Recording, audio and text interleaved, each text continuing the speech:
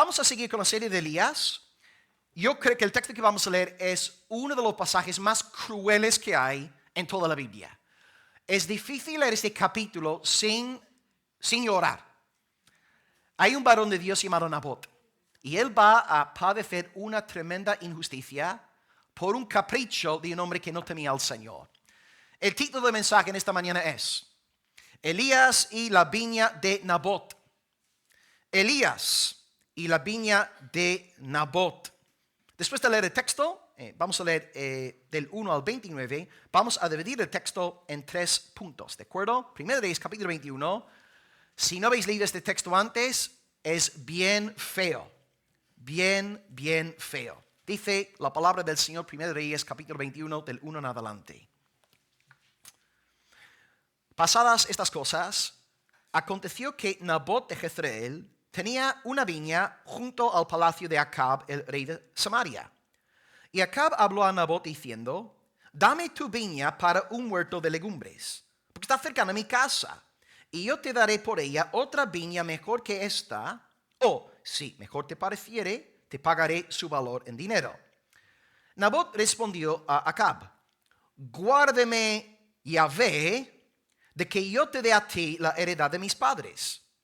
Vino Acab a su casa triste y enojado por la palabra que Nabot de Jezreel le había respondido, diciendo, no te daré la heredad de mis padres.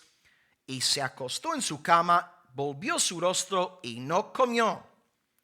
Vino a él su mujer Jezabel. Cuando leemos el nombre de esta mujer, sabemos que algo feo va a acontecer, ¿verdad? Cuando aparece Jezabel no hay nada bueno. Entonces aparece la mujer Jezabel y le dice, ¿por qué está tan decaído tu espíritu y no comes?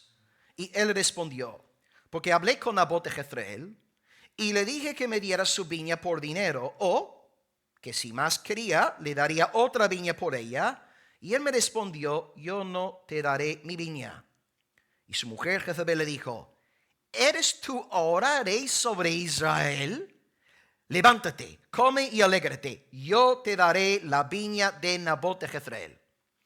Entonces ella, fijaos, escribió cartas en nombre de Acab y las selló con su anillo y las envió a los ancianos y a los principales que moraban en la ciudad con Nabot. Y las cartas que escribió decían así, proclamad ayuno y poned a Nabot delante del pueblo y poned a 2 hombres perversos delante de él, que atestiguen contra él y digan, tú has blasfemado a Dios y al rey. Y entonces sacadlo y apedreadlo para que muera. Y los de su ciudad, los ancianos y los principales que moraban en la ciudad, hicieron conforme Jezabel les mandó, conforme a lo escrito en las cartas que ella les había enviado. Y promulgaron ayuno y pusieron a Nabot delante del pueblo. Vinieron entonces 2 hombres perversos y se sentaron delante de él. Y aquellos hombres perversos atestiguaron contra Nabot delante del pueblo diciendo, Nabot ha blasfemado a Dios y al rey. Y lo llevaron fuera de la ciudad y lo apedrearon y murió.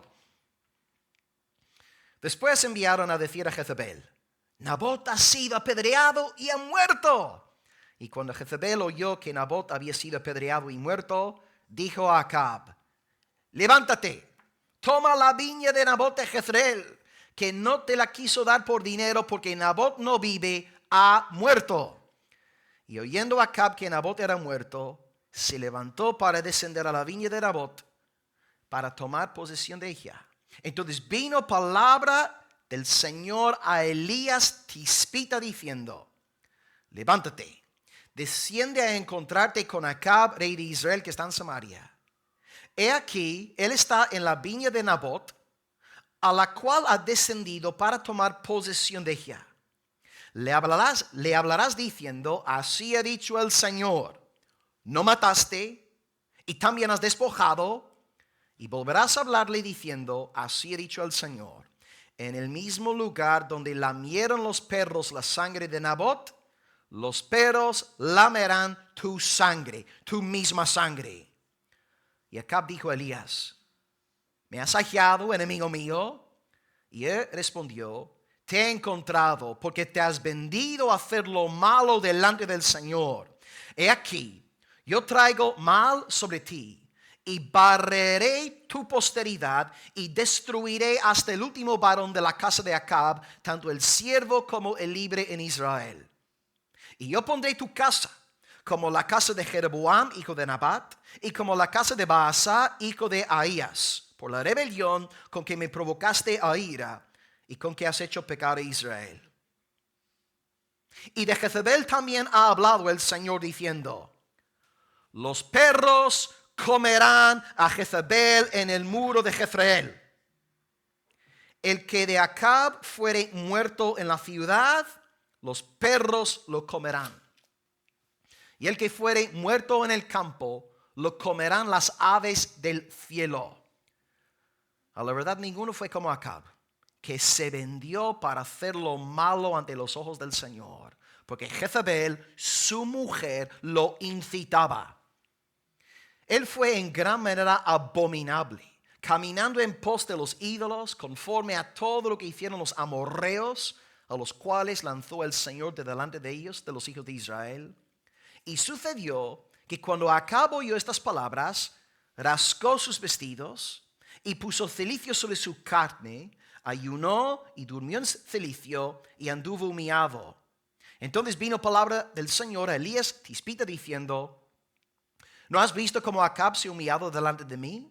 Pues por cuanto se ha humillado delante de mí, no traeré el mal en sus días, en los días de su hijo, se llama Joram, por cierto, en los días de su hijo traeré el mal sobre su casa. Feo, cruel, injusto. Vamos a dividir nuestro pasaje en esta mañana en 3 puntos. 1. La viña de Nabot. La viña de Nabot, versículos 1 al 16. 2. La palabra de Dios. Versículos 17 al 26. 17 al 26. Y 3. La humillación de Acab. Versos 27 al 28. Repito. La viña de Nabot. 1 al 16. La palabra de Dios. 17 al 26. La humillación de Acab. 27 al 28. Empezamos por el primer punto. La viña de Nabot. Vamos a empezar por los primeros 3 versículos.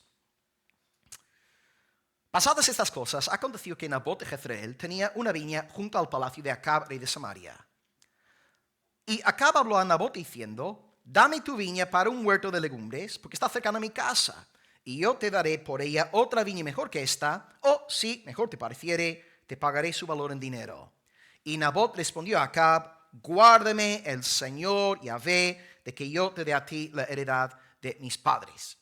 Bueno, este texto es fácil de entender, no hace falta una super explicación, entendemos lo que está pasando. El rey quiere adueñarse de una viña que está ahí pegada a su palacio real. Él alega, él decía al menos que quería convertir esa viña en un huerto de legumbres, tal vez para venderlas, no sabemos exactamente qué es lo que quiso hacer ahí, pero al menos formalmente hablando, él le dijo a Nabot, quiero comprar la viña para convertirla en una tierra, en un terreno para cultivar legumbres. El tema es que Nabot era un varón temeroso del Señor. Él amaba a Dios. Y en un momento os voy a comprobar que él era un hombre que seguía la palabra del Señor. Lo que hemos aprendido de Acab en las semanas que íbamos predicando sobre Elías es que era un hombre narcisista, egocéntrico, yo.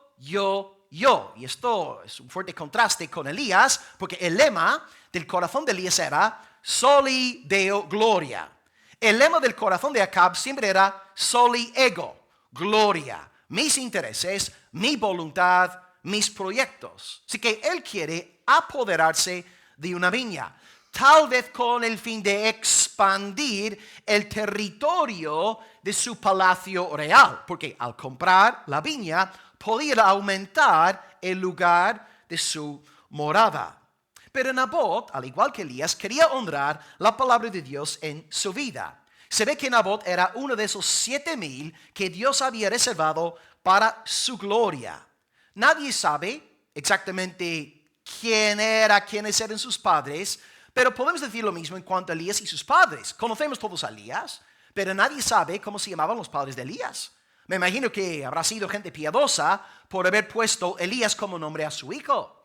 Y también me acuerdo de haberos predicado en un sermón sobre esta serie, cuando el brazo derecho de Acab, el mayordomo, era un hombre de Dios también, totalmente desconocido, escondió a 100 predicadores en 2 cuevas y los sustentaba día tras día con pan y con agua. No sé si alguien aquí se acordará del nombre de ese siervo de Acab. Abdías, ¿verdad? Pero como regla general en la iglesia evangélica, nadie sabe quién es Abdías, nadie sabe quién es Nabot, nadie sabe quiénes eran los padres de Elías ni de Nabot, pero ves, Dios tiene a su remanente escogido por gracia y Él sí los conoce. ¿Ves? No hace falta ser famoso, no hace falta ser un Elías para ser usado por Dios. Dios se glorifica en la mayoría de los casos a través de gente común y corriente, gente desconocida. Mira, la gente se va a olvidar de nosotros. Después de nosotros morir, a lo mejor nuestros hijos se acordarán de nosotros, nuestros nietos también, pero nuestros bisnietos ni siquiera sabrán quiénes éramos nosotros. Pero Dios sí nos conoce. Él conoce a Elías, Él conoce a Nabot, Él conoce a Abdías, Él conoce a los 7,000. No hace falta ser famoso, hace falta ser conocido en el cielo. Dios te conoce, está tu nombre escrito en el libro de la vida. Nabot temía al Señor, no famoso, no conocido. Si tú preguntaras a un creyente común y corriente quién era Nabot, no te podía decir casi nada, pero Dios sí le conoció. ¿Y cómo sabemos que este hombre temía al Señor? Pues según su respuesta. Versículo 3, él dice, ante la propuesta de Seré, guárdame el Señor, aquí en hebreo, Yahvé, guárdame Yahvé, de que yo te dé a ti la heredad de mis padres. 2 evidencias de que este varón era del Señor. Prueba número 1, el uso del nombre sagrado. Yahvé emplea el nombre de el Señor. Este nombre Yahvé aparece por primera vez en la Biblia cuando Dios se topa con Moisés en la zarza que ardía. Entonces Moisés le pregunta al Señor, pues yo iré a los hijos de Israel y les diré que Dios me ha hablado. Entonces, ¿qué les diré? Porque ellos me van a preguntar, ¿quién te ha enviado a ti, a nosotros? Y Dios le dice, les dirás, yo soy, me ha enviado. Yo soy el que soy. Y Yahvé, yo soy el que soy, tiene 2 significados. En primer lugar, significa la independencia del Señor. O la palabra teológica es la aseidad del Señor. Y en segundo lugar, quiere decir que Dios es fiel. En primer lugar, Dios es independiente en el sentido de que no depende de nada ni de nadie. Él es lo que es en virtud de sí mismo, en virtud de su gloriosa esencia eterna. Pero todos nosotros somos seres dependientes. Nada más nacer tú, dependías de papá, dependías de mamá para que te cuidasen, y hasta el día de hoy dependes de oxígeno, dependes de agua, dependes de comida. Tú y yo somos seres dependientes. Dios es independiente. A veces, en las iglesias la gente dice, ay, Dios te necesita. Dios no necesita a nada.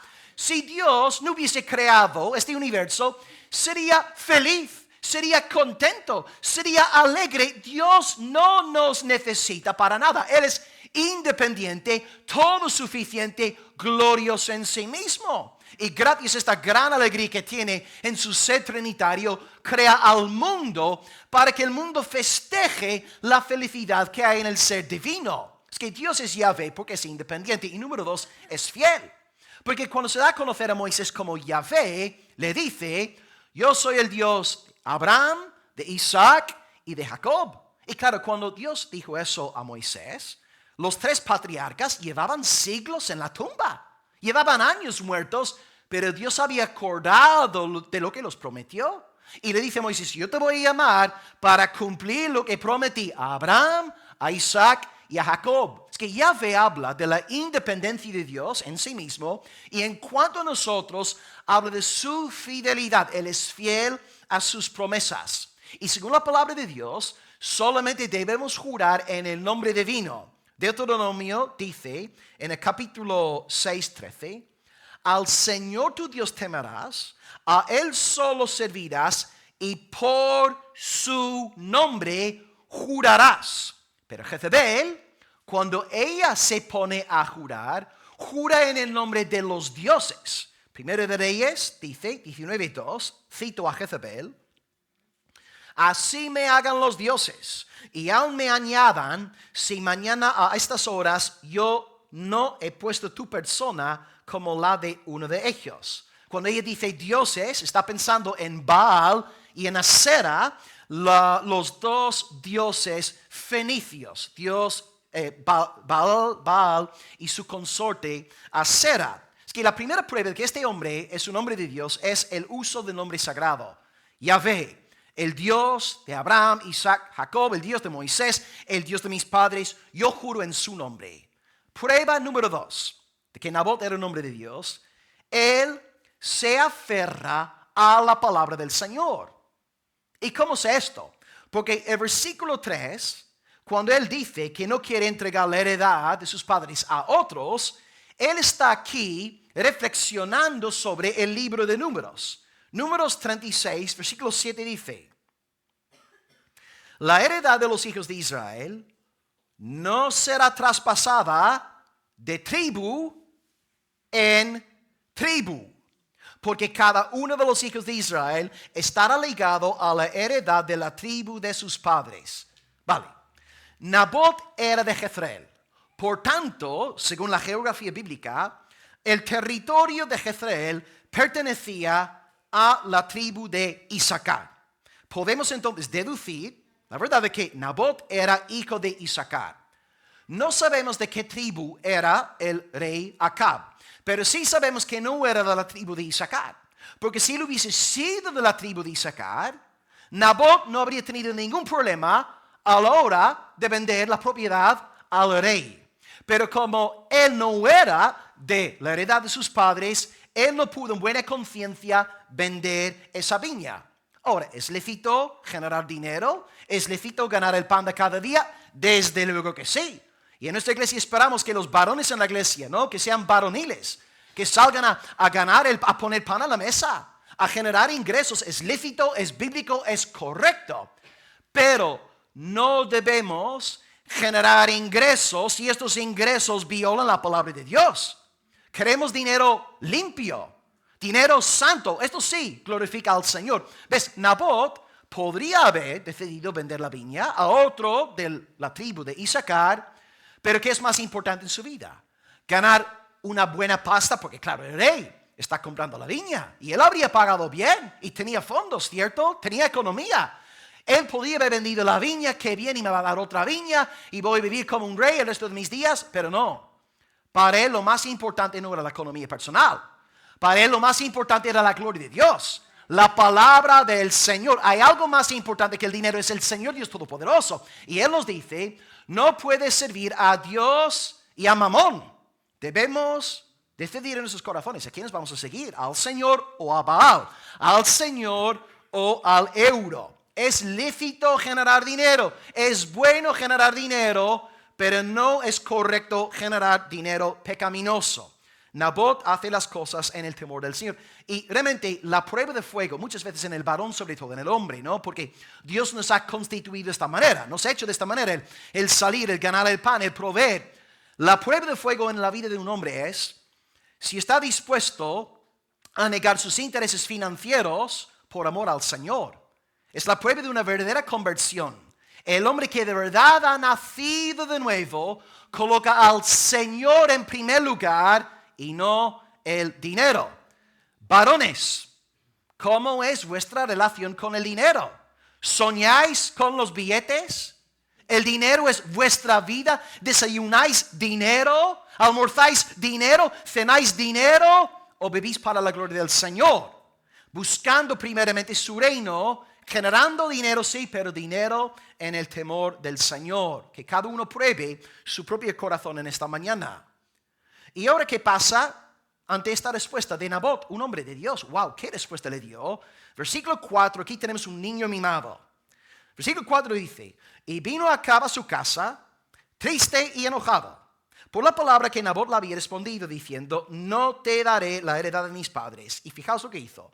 Se acostó en su cama y volvió su rostro y no comió. ¿Por qué? Porque quería una viña. Quería expandir el territorio de su palacio real. No consiguió lo que quería y se pone, como decía Arthur Pink en su comentario, se puso a comportarse como un niño mimado. Dice Pink en su libro, los ricos nunca están satisfechos con lo que poseen. Uno puede ser rico en el temor del Señor. Abraham era rico, pero temía a Dios y estaba satisfecho en él.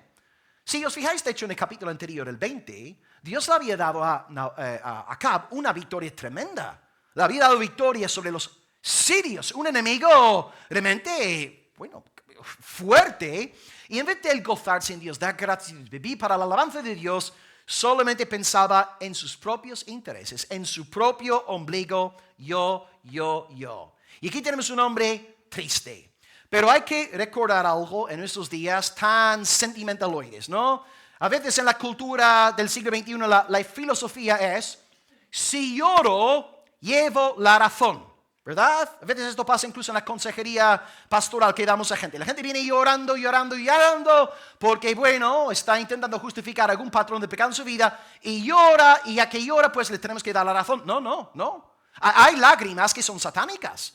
2 Corintios 7:10 habla de una tristeza que es conforme a Dios, que obra salvación, pero también habla de una tristeza conforme al mundo que labra muerte. Las lágrimas hay que probarlas, ¿verdad? Cuando uno tiene, si ya tú has tenido un bebé en casa, ¿no? Nosotros ahora estamos con el cuarto, Baby John está hoy enfermito en casa. Tú enseguida como padre, Dios te da es casi un don, un discernimiento, y tú enseguida aprendes a distinguir entre un lloro que es genuino, ¿no? El bebé tiene hambre, el bebé tiene cólicos, está pidiendo que, entendemos, ¿no? Que es lícito que el niño llore, pero luego hay lloros que son lloros de capricho. Estoy llorando porque quiero que me cojas, porque yo quiero ser el centro de atención. Y esto también pasa con adolescentes y con adultos. Hay lágrimas que sí, son lecitas, y por supuesto no es nada pecaminoso llorar, pero también hay lágrimas que son satánicas. Yo pienso en las lágrimas de Esaú, que el hijo del diablo, las lágrimas seguramente de Judas Iscariote, lágrimas conforme al mundo que no son lágrimas dadas por Dios. Y anoche antes de acostarme estaba pensando en esta cuestión de las lágrimas. Una buena prueba para saber si de verdad has nacido de nuevo es qué cosas provocan tristeza en tu vida. Si tú de verdad has nacido de arriba, experimentarás tristeza en tu corazón por tu pecado, por ver cómo la sociedad se burla de Dios, por ver cómo se mofan de Jesucristo. Estas cosas producen en ti una tristeza. Pero si no has nacido de nuevo, pues te pones triste porque, no te has salido con la viña. O no has generado 2.500 euros este mes, ¿verdad? Las cosas del mundo producen tu tristeza. ¿Qué cosas producen tristeza en tu vida? Acá vemos un hombre primeramente preocupado por lo mundano, lo terrenal, la viña. Y algo que me impactó en la preparación de este sermón fue contrastar la reacción de Acab, el Acab del Monte Carmelo, y el Acab de hoy, el Acab de la viña de Nabot. Porque si os acordáis de aquella predicación que os di, cuando descendió fuego de lo alto, dice la palabra de Dios que Elías dice al rey, sube, come y bebe. O sea, Acab había visto en carne propia la gloria de Dios, la Shekinah, la gloria manifestada del Todopoderoso, y él sube a comer y a beber. Digo, si yo veo la gloria de Dios delante mía, ¿verdad? Como el profeta Ezequías, él tiró 10 días al lado del río Quebar, completamente atónito, sin poder ni siquiera hablar. Había visto la gloria del Señor. Acab, no regenerado, ve la gloria de Dios y a las horas está comiendo y bebiendo de nuevo. Pero cuando se pone a ayunar, cuando deja de comer, cuando se pone enfermo, cuando no consigue lo que quiere. ¿Os dais cuenta? La tristeza de un regenerado no es la tristeza de una persona no regenerada. el que ha nacido de nuevo sí se pone triste. Los cristianos también nos entristecemos, pero por razones vinculadas a la gloria del Señor. No nos ponemos tristes por cuestiones del ombligo, como en el caso aquí de Acab.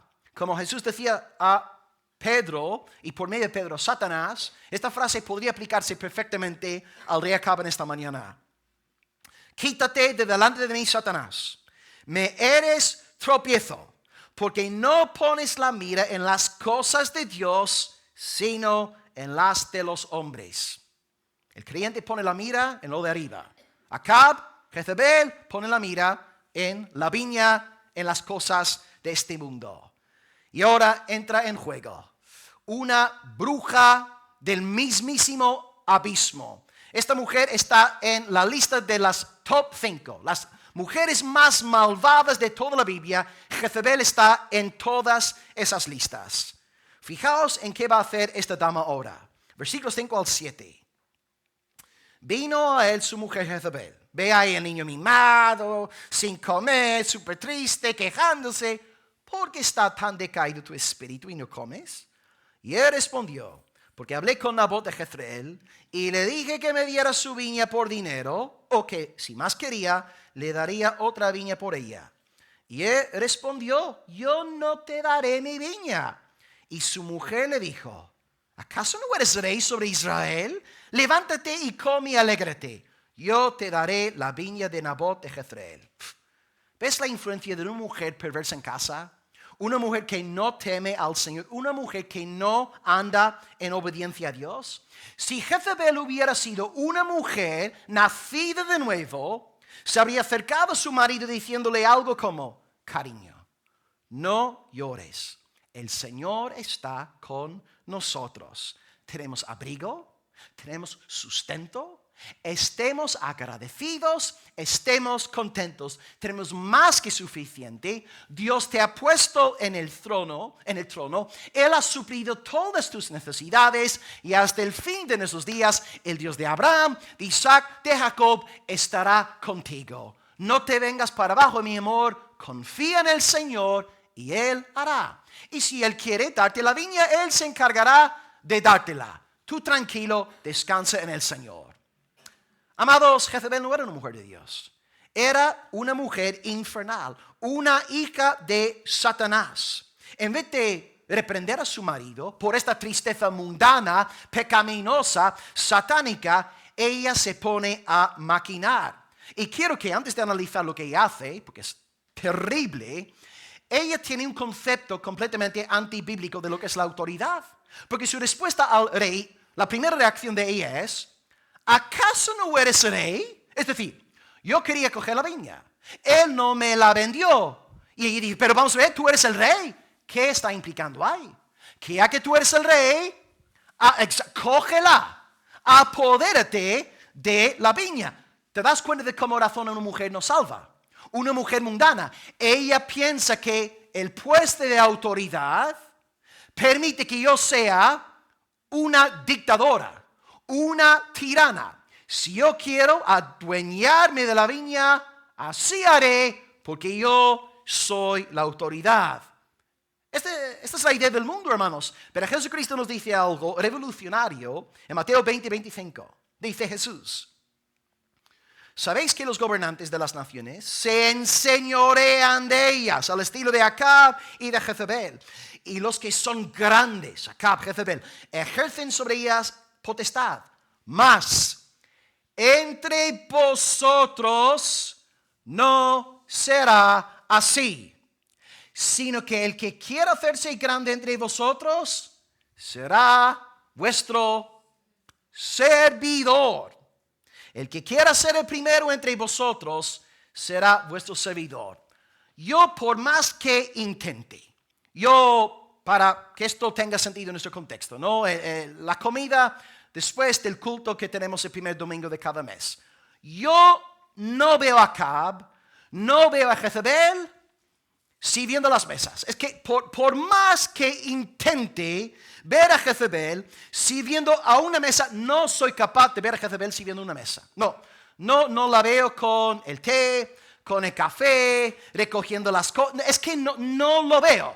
Porque su filosofía de autoridad es que sirvan los demás.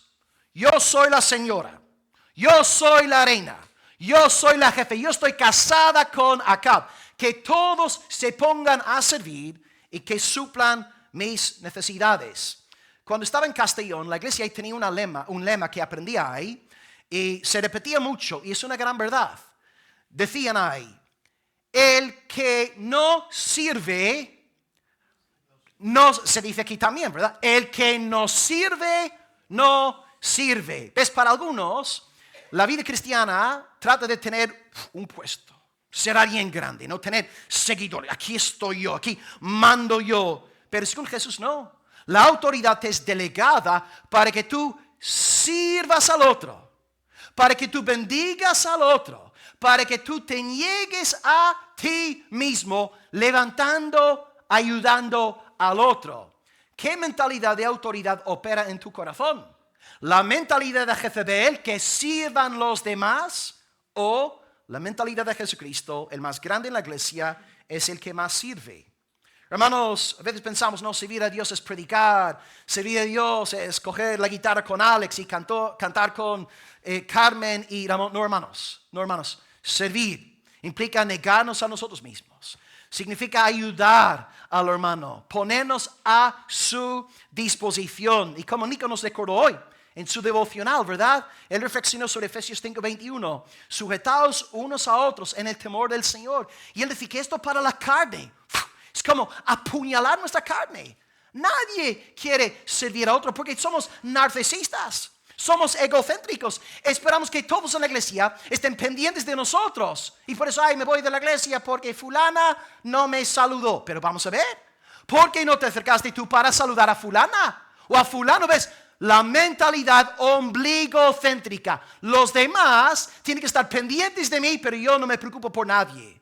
La ley de la selva, la ley de la jungla, la ley de Jezabel. Y ahora fijaos, no tenía interés ninguno en servir, pero fijaos en lo que sí tiene interés. Vamos a leer a partir del 8. Entonces ella escribió cartas en nombre de Acab, claro, sin que él supiera nada, y las selló con su anillo real y las envió a los ancianos y a los principales en la ciudad de Nabot. Y las cartas que escribió decían así: proclamad ayuno hoy. ¿Qué hija de Satanás proclamad ayuno, no? Espiritualizándolo todo. Proclamad ayuno. Poned a Nabot delante del pueblo y poned a 2 hombres perversos delante de él, que testiguen contra él y digan: tú has blasfemado a Dios. Aquí ya no habla de dioses. Habla de Dios cuando le conviene, desde luego. Ella no confiaba en Dios. Ella confiaba en los dioses de Fenicia. Pero cuando le conviene, usa el nombre de Elohim, el nombre de Dios de Israel, para apelar a los del pueblo de Nabot. Y entonces sacadlo y apedreadlo para que muera. Qué curioso. La dama, como Jezabel, que no tiene interés ninguno en servir al otro, en esperar que todos estén pendientes de ella, sí tiene todo el tiempo del mundo para escribir cartas, para mandar, para maquinar, para destruir la vida de un hombre íntegro, temeroso del Señor, y lo hace todo a espaldas de su propio marido. Un espíritu libre que no se sujetaba a nadie. ¿Te das cuenta? Para algunas cosas, Jezabel no tiene tiempo, pero para otras cosas tiene todo el tiempo del mundo. Es una cuestión del corazón. Es así. Esto también pasa en la casa, pasa en el trabajo, pasa en la iglesia. Los que no tienen interés en servir al otro, sí tienen interés en opinar, en decir, en mandar, en maquinar, en manipular. La historia se repite ante nuestros ojos. ¿Quién se cree esta mujer? ¿Quién se cree hablando en el nombre del rey, tomando el anillo de su propio esposo, mandando matar a un hombre inocente, pidiendo que se levanten falsos testigos? Te das cuenta cómo es una dama no temerosa de Dios. Y a mí lo que más me sorprende en este relato es cómo se atreve a convocar un ayuno. Lo que hace, porque lo que ella está haciendo es perverso. Pero claro, Jezabel es lista. Ella tiene que pasar desapercibida. Ella no quiere que nadie se entere que ella está ahí maquinando por detrás para apoderarse de la viña. Ella, en esta situación, públicamente hablando, tiene que guardar su reputación. Y entonces lo que hace es espiritualizarlo todo diciendo, vamos a ayunar ante esta situación y vamos a invocar el nombre de Dios. De verdad, qué mujer más perversa, engañosa, mentirosa.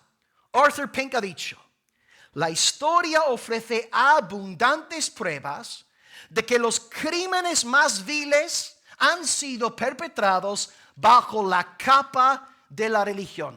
Eso que pasa en la iglesia. Espiritualizamos nuestro pecado. Viene el hermano chismoso a hablar contigo. Viene la hermana calumniadora a hablar contigo. Ay, pastor, te voy a contar algo, ¿vale? Para que tú estés orando al respecto. Claro, espiritualizamos nuestra calumnia. Espiritualizamos el chisme. Ay, para que estés orando al respecto. Hacemos lo mismo que Jezabel. Tomamos algo espiritual, el ayuno, el nombre de Elohim, y luego esto da delante de la gente una imagen de santidad, cuando en realidad lo que hay en nuestro corazón es veneno satánico. Jezabel, una maestra del mal, una manipuladora, una mujer que se creía en efecto la reina de la jungla. Y luego lo que pasa es, hermanos, horripilante, versículo 11, para llorar. Y los de su ciudad, los ancianos y los principales que moraban en la ciudad, hicieron como Jezabel les mandó. Conforme a todas las cartas que ella se había enviado, promulgaron ayuno, que ayuno más falso, y pusieron a Nabot delante del pueblo. Vinieron dos hombres perversos, me imagino que habrán recibido algún tipo de dinero por sus servicios, ¿verdad? Recibiendo dinero pecaminoso. Se sentaron delante de él, y aquellos hombres perversos atestiguaron contra Nabot, diciendo, Nabot ha blasfemado a Dios y al rey. Falso. Nabot amaba a Dios. Nabot era un buen siervo del rey. Pero Satanás todo lo tuerce. Y después enviaron a decir a Jezabel, Nabot ha sido apedreado y ha muerto. Y cuando Jezabel oyó que Nabot había sido apedreado y muerto, dijo a Acab, levántate, toma la viña de Nabot de Jezreel, que no te la quiso dar por dinero, porque Nabot no vive, sino que ha muerto. Y oyendo Acab que Nabot era muerto, se levantó para descender a la viña de Nabot de Jezreel para tomar posesión de ella. Por esta razón he dicho que para mí es de los textos más crueles, más feos, más injustos que hay en toda la Biblia. Jezabel aquí sale ganando. Bueno, ya iré explicando que no sale ganando. En el último día ella no saldrá ganando, pero aquí sale floreciendo esa hija de iniquidad. Una mujer manipuladora, una mujer enamorada del poder, una mujer que nunca había recibido una palabra de reprensión, ¿verdad? Era hija de un rey que habría recibido todos sus caprichos, ¿verdad? Su papi nunca le habría dicho que no a nada. Y encima que está con un hombre Acab que no le pone límites tampoco. Y fijaos lo que hace esta dama. El pecado se multiplica. Acab no le pone freno a Jezabel.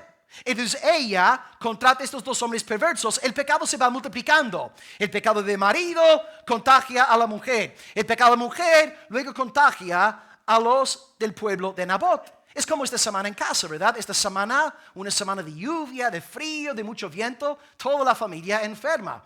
Y hay enfermedades muy contagiosas. Empezamos por Willy, luego Chloe, después por eso Grace no estuvo aquí en el culto de oración el día jueves. Hoy Agota no está, John no está, y ya sabéis a quién le tocará estar enfermo a partir de mañana, ¿verdad? Hay enfermedades que son contagiosas, y así también es el pecado. El pecado es contagioso. El pecado de Acab contagia a Jezabel. El pecado de Jezabel contagia a los de Nabot. El pecado se multiplica a sí mismo. Hermanos, lo que vosotros podéis hacer en casa. En Hebreos 11 tenemos esta lista de héroes de la fe, ¿verdad? Por un lado, hay héroes que fueron rescatados, liberados por Dios, experimentaron victoria, cerraron boca de leones. Pero luego hubo otros que experimentaron vituperios, fueron aserrados, aprisionados, etc. En esta lista de Hebreos 11 podéis apuntar en lápiz el nombre de Nabot. Un hombre que murió glorificando al Señor. Este hombre murió porque no quería desobedecer la palabra de Dios.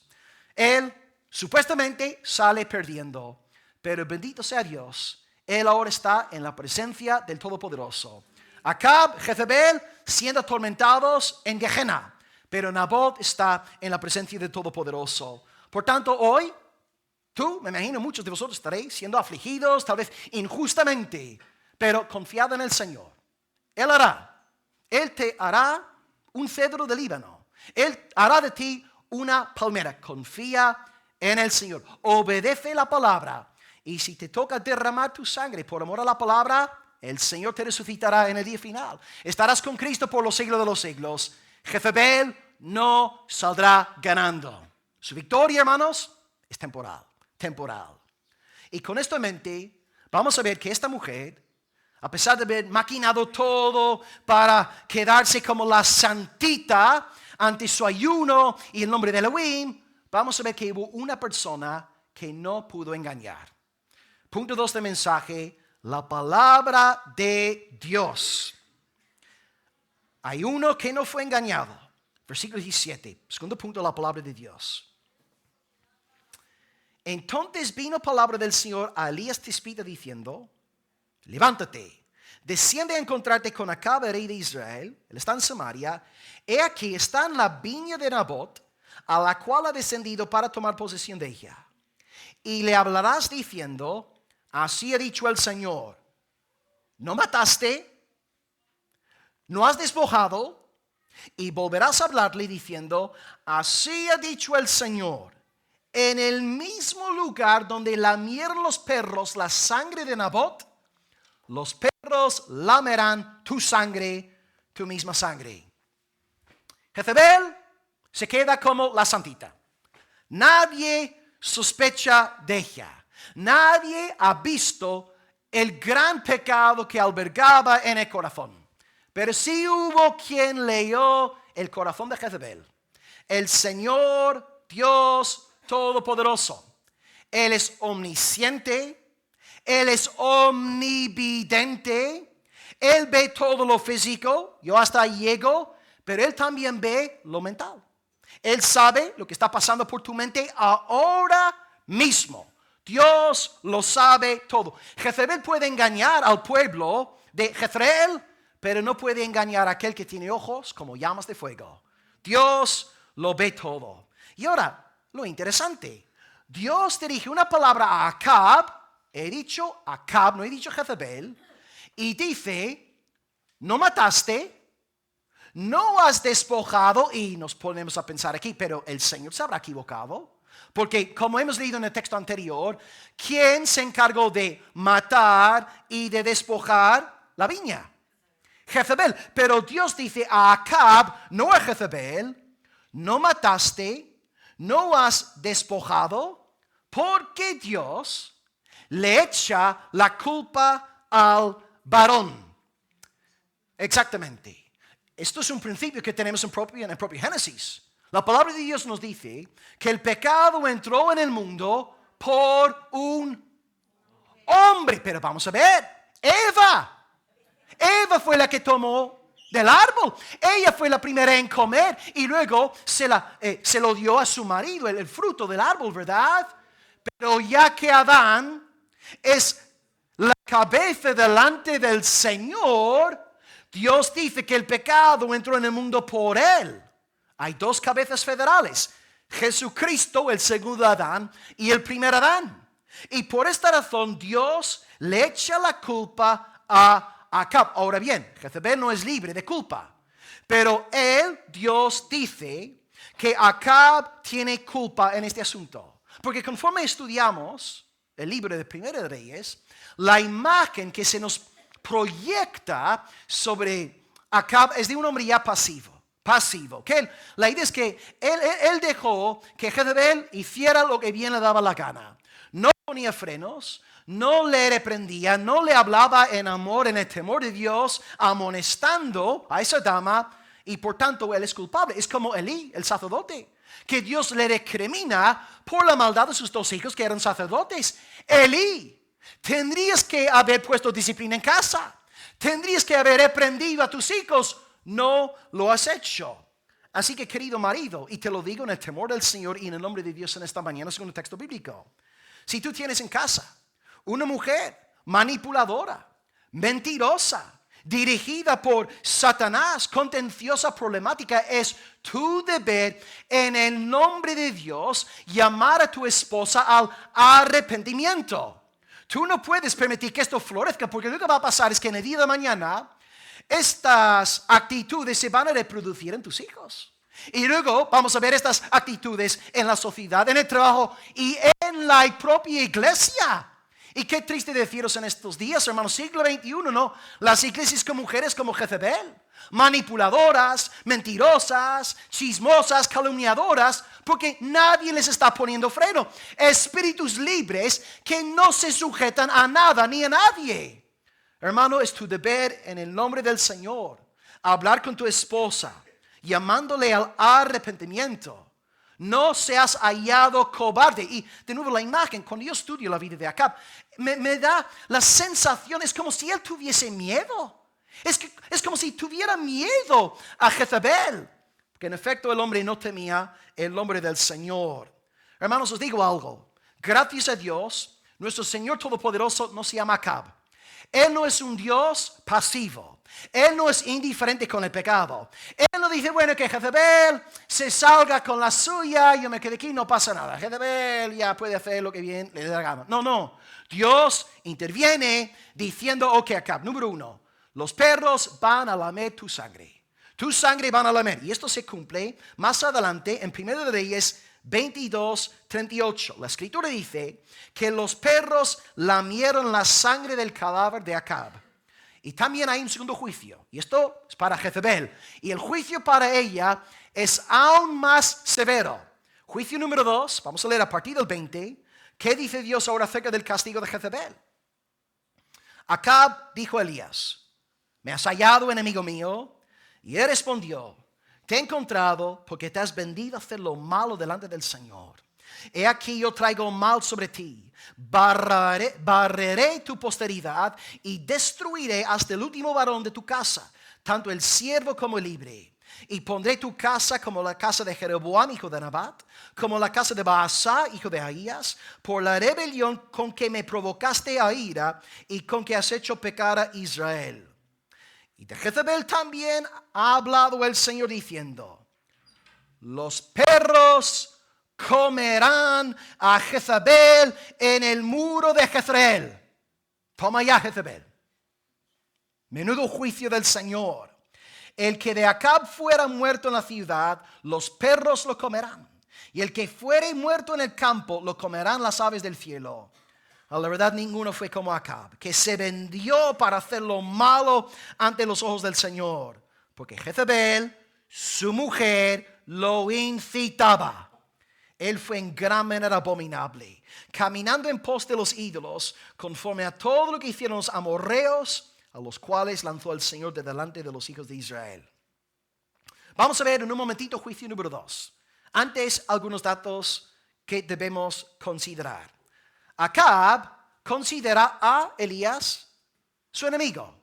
Me has hallado, enemigo mío, pero vamos a ver, enemigo, ¿por qué enemigo tuyo? Hemos visto que el trato de Elías hacia Acab era sumamente generoso.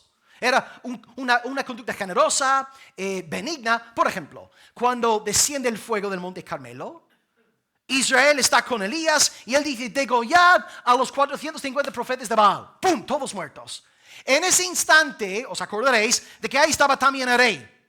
Elías tenía en ese momento a todo el pueblo con él. Si él hubiese querido quitarle la vida a Acab, ahí mismo dice a la gente: oye, degollad también por favor al rey de Israel. Pero no, le perdona la vida. Dice: sube, come y bebe. Y es más, cuando Dios envía la lluvia, Elías envía un siervo a decirle: mira, dile que vuelva rápido a Jezreel, porque la lluvia le va a detener. 1 Reyes 18:44. Elías, en su trato con Acab, se había portado como un caballero. Sí, reconozco, la palabra era dura. La palabra era fuerte, pero como hombre, Elías era un hombre lleno del fruto del Espíritu. Bueno, benigno, servicial, bendiciendo la vida de Acab. Pero Acab interpreta a Elías en términos de enemistad porque él tenía el corazón podrido. ¿Ves? Tú tienes que entender que la persona que te predica la verdad es la persona que te ama. Salimos de oye, el pastor ha dado hoy fuerte a las mujeres. Y los maridos también nos ha regañado. Este pastor sin vergüenza, ¿no? Yo no quiero volver a escucharle predicar. Vamos a ver. El pastor que te predica conforme la verdad de la palabra es el pastor que te ama. Te está amonestando en el nombre de Todopoderoso. Si quieres paz y amor, pues únete a un club de hippies. Pero si quieres la palabra de Dios, debes alabar al Señor por su palabra predicada con temor. Ahora, el mensaje puede ser duro, sí. Reconozco que la palabra de hoy es un mensaje duro, pero en nuestro corazón, el corazón de Elías, hay un corazón bondadoso, generoso, servicial, que quiere glorificar a Dios. Y él desea que Acab y Jezebel hagan las cosas bien. Así que no digamos que, bueno, Elías es un enemigo porque predica la verdad. No, Elías es nuestro amigo. Mi amigo es el que me predica la verdad. Mi amigo es el que me advierte. Mi amigo es el que me ama y me llama al arrepentimiento. Y Dios le dice a Elías, voy a hacer de tu casa como la de Jeroboam y como la de Baasa. Bueno, Jeroboam es más famoso. Sabemos que él era el rey del norte, justo después de la muerte de Salomón, y es muy conocido por haber levantado 2 becerros de oro, centros de adoración en el extremo norte de Israel, en Dan, y en el extremo sur del territorio del norte, en Betel. Y él hacía esto con un fin financiero. Él no quería que los israelitas bajasen al reino del sur para adorar en Jerusalén. Por esa razón montó centros de adoración en el norte, en el sur de su imperio. Dios acabó con su imperio por su idolatría. Y luego el hombre que le quitó del trono Baasa, Dios puso fin a Baasa también por su idolatría. Dios está diciendo a Acab, de la misma forma que acabé con el rey Jeroboam y de la misma manera que acabé con Baasa, voy a acabar contigo. Los días de tu dinastía están contados. De mí no se burla nadie. Y ahora, juicio número 2. Dije que juicio 1, Acab, su cadáver, la sangre iba a ser lamida por perros. Pero si os fijáis en el juicio sobre Jezebel, es aún más fuerte. Hay grados de castigo. Y hemos visto en Gehenna también, hay grados de castigo en el siglo venidero. Hay algunos que serán azotados mucho, otros no azotados tanto. Aquí hay grados de castigo. Jezebel no solamente experimentará su cadáver siendo lamido por perros, sino que la profecía dice que ella misma será comida devorada por los perros. Yo reconozco, el juicio de Acab fue fuerte, su perro, su sangre lamida, pero madre mía, el propio cuerpo de Jezebel iba a ser devorado por los perros, porque ella, según el texto, incitaba a su marido a hacer lo malo. Hermanos, si tú tienes una mujer temerosa de Dios en casa, que es santa, que no es perfecta, por supuesto que no es perfecta, pero te ama, te sirve, te honra, busca al Señor, alaba el nombre del Señor. Porque hay muchas mujeres en Almería que incitan a sus esposos a hacer lo malo. Y no estoy justificando para nada a Acab, porque estamos aquí hablando de una seducción, no de una violación. En una violación hay un violador. Y él es culpable y debe ser condenado. Pero la víctima es la víctima y no es justo que sea condenada. No estamos aquí hablando de una violación. Estamos hablando de seducción. En una seducción hay 2 partidos culpables. Uno, el seductor. El que seduce es culpable. Pero número 2, el seducido también es culpable porque se deja seducir. Una seducción no es una violación. Acab podría haber reprendido a Jezebel. Esto no está bien, cariño. No vamos a hacer las cosas así. Vamos a temer a Dios, a guardar su palabra, pero no. Se dejó seducir por su esposa. Ahora yo cambio la ilustración y pienso en José en Egipto. ¿Vosotros pensáis que si Jezebel hubiese intentado seducir a José en Egipto o a Daniel en Babilonia, vosotros pensáis que esos 2 varones de Dios le habrían hecho caso? Por supuesto que no, porque Acab sí, porque Acab era un hijo del diablo. El seducido quiere ser seducido. porque hay pecado en su corazón. Y en este sentido, Acab también es culpable. La palabra de Dios nos dice en Efesios 5:11, no participéis en las obras infructuosas de las tinieblas, sino más bien reprendedlas. La esposa viene maquinando, no amor, esto no está bien. Esto no agrada a Dios. El libro de Éxodo dice no sé qué, no sé cuánto. El libro de Efesios dice no sé qué, no sé cuánto. Debemos oponernos a la seducción pecaminosa. Así que pienso en tu vida. ¿Cómo usas tu vida? ¿Usas tu vida para incitar a otros a pecar? Y también hoy te pregunto, a lo mejor no estás activamente incitando a nadie a pecar contra Dios, a blasfemar su nombre, pero la segunda pregunta sería, ¿te estás dejando seducir?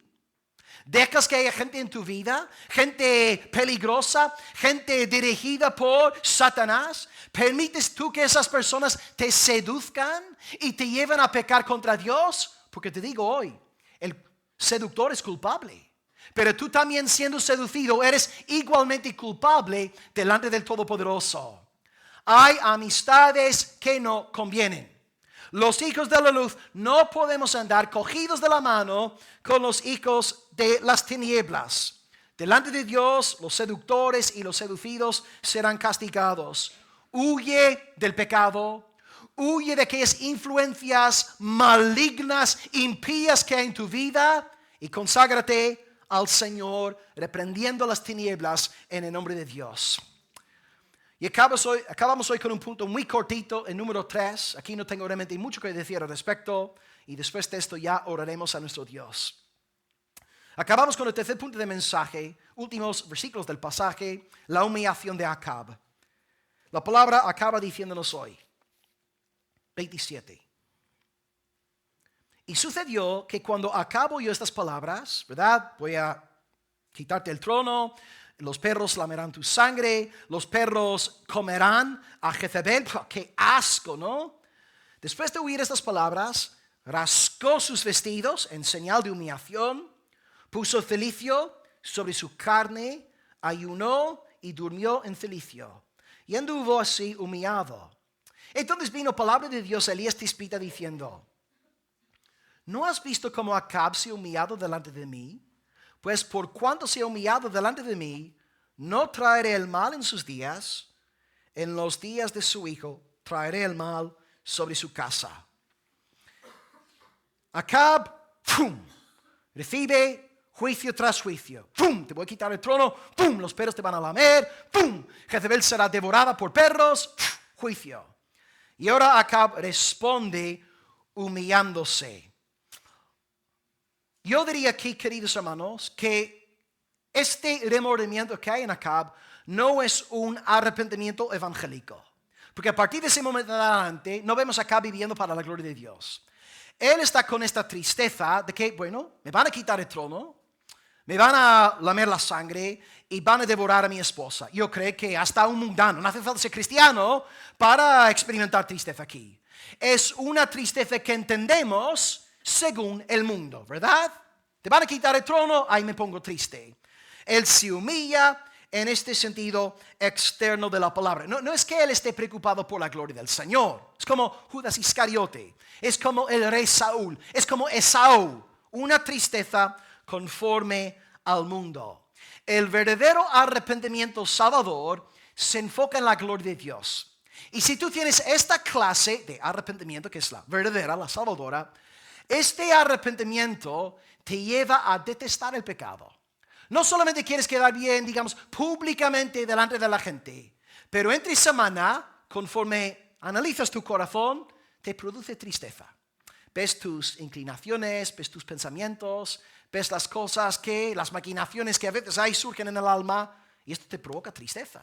Nadie más ha visto tu corazón, no has hablado con esto con nadie, pero tú estás triste. Porque lo que a ti te preocupa es la deshonra a tu Dios. No quieres ni siquiera deshonrar al Señor en tu propio corazón. No, vale, si Nico se entera de un pecado mío, me da mucha vergüenza. Pero Nico no puede leer mi corazón. Él no ve lo que hay aquí. Nadie aquí en esta iglesia puede ver lo que yo llevo en el corazón. Pero esta realidad invisible me produce lágrimas.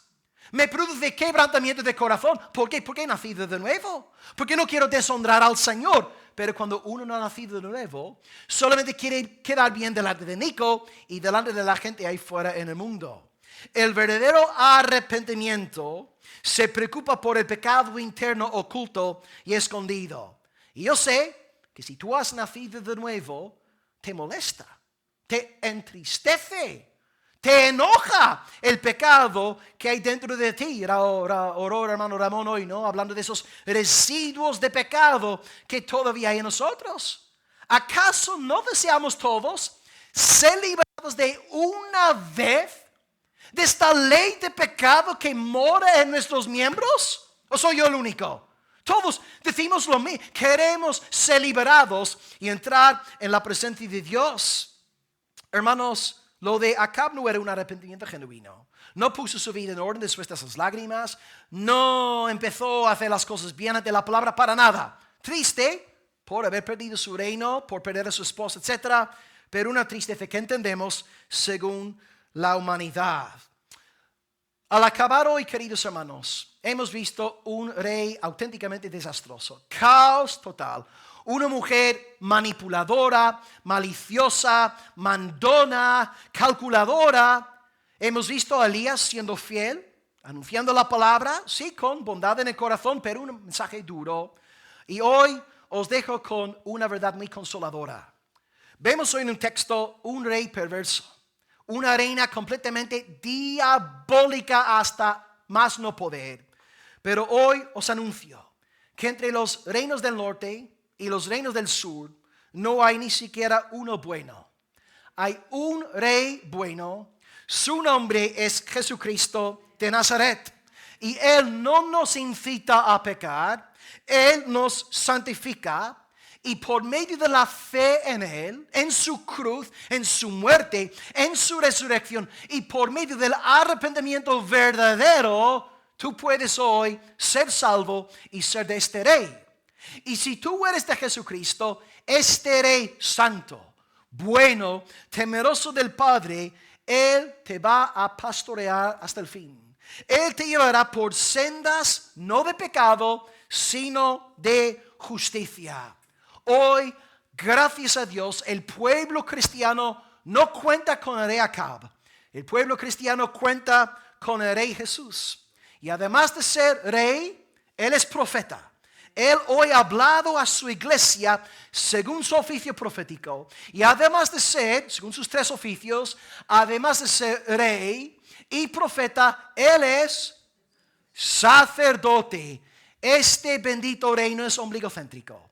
Este bendito rey no piensa en sí mismo, en obtener una viña. No, este rey es tan benévolo que va a la cruz, negándose a sí mismo como siervo, dando su todo hay con el fin de lavarnos de todo pecado y simultáneamente vestirnos de su perfecta justicia. He aquí el Rey de Reyes. He aquí un rey digno del nombre. He aquí el Rey de los siglos, su nombre Jesucristo, y en la gloria desde hoy y hasta el día de la eternidad. Y el pueblo del Rey Jesús dice amén y amén. Gloria a Cristo. Oremos hoy a Dios en el nombre de nuestro Rey.